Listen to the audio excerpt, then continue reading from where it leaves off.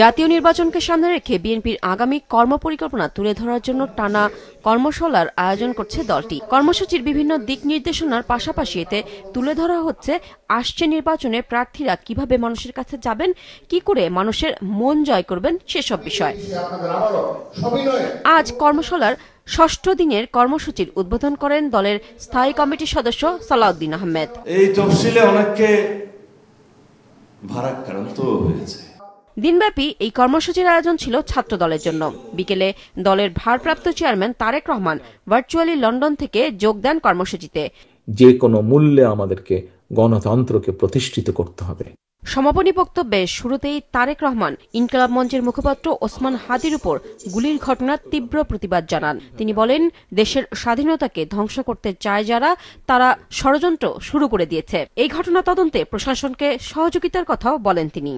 এই ঘটনার জন্য তীব্র ঘৃণা এবং প্রতিবাদ জানাচ্ছি। বিএনপি এবং ছাত্র দলের দায়িত্বশীল একজন কর্মী হিসাবে আমাদের দায়িত্ব হবে প্রশাসনকে, যারা এই ঘটনার সুষ্ঠু তদন্ত করবে তাদেরকে আমাদের অবস্থান থেকে সহযোগিতা করার কোন স্কোপ সুযোগ যদি থাকে আমরা আমাদের সর্বোচ্চ সহযোগিতা করব। দেশের মানুষ যেন হারানো গণতন্ত্রকে ফিরে পেতে পারে সেদিকে সকলকে সজাগ দৃষ্টি রাখার আহ্বান জানিয়ে তারেক রহমান বলেন, একটি গোষ্ঠী দেশের শান্তি শৃঙ্খলা ও স্থিতিশীলতা বিনষ্টের জন্য উঠে পড়ে লেগেছে। দেশ একটা অত্যন্ত সংকটের ভিতর দিয়ে যাচ্ছে।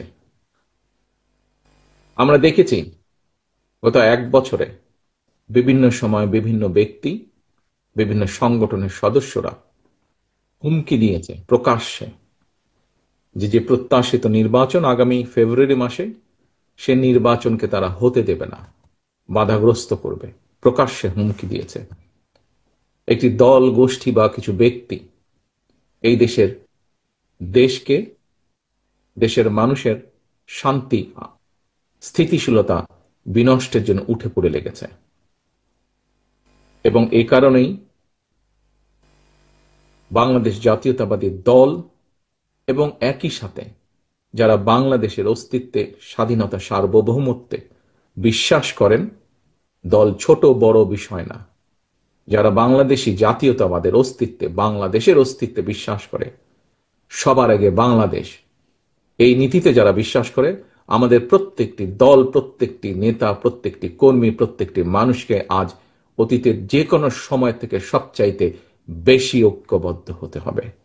এদিকে বিকেলে প্রেস ক্লাবে এক আলোচনা সভায় একই ঘটনার নিন্দা জানিয়ে দলের মহাসচিব মির্জা ফখরুল ইসলাম আলমগীর সরকারের প্রতি আহ্বান জানান নির্বাচনের সময় সকল প্রার্থীর নিরাপত্তা নিশ্চিত করার জন্য। অবিলম্বে সকল প্রার্থীর নিরাপত্তা নিশ্চিত করুন এবং এই নির্বাচনকে যেন সম্পূর্ণভাবে সন্ত্রাস মুক্ত হয় তার জন্য ব্যবস্থা গ্রহণ করুন। ওসমান হাদির গুলিবিদ্ধের ঘটনার সঙ্গে জড়িত দুষ্কৃতিকারীদের গ্রেফতারের দাবিতে আগামীকাল শনিবার ঢাকা সহ সারা দেশে বিক্ষোভ কর্মসূচি ঘোষণা করেছে বিএনপি। নুরুন নাহার উইলি, মাছরাঙা সংবাদ, ঢাকা।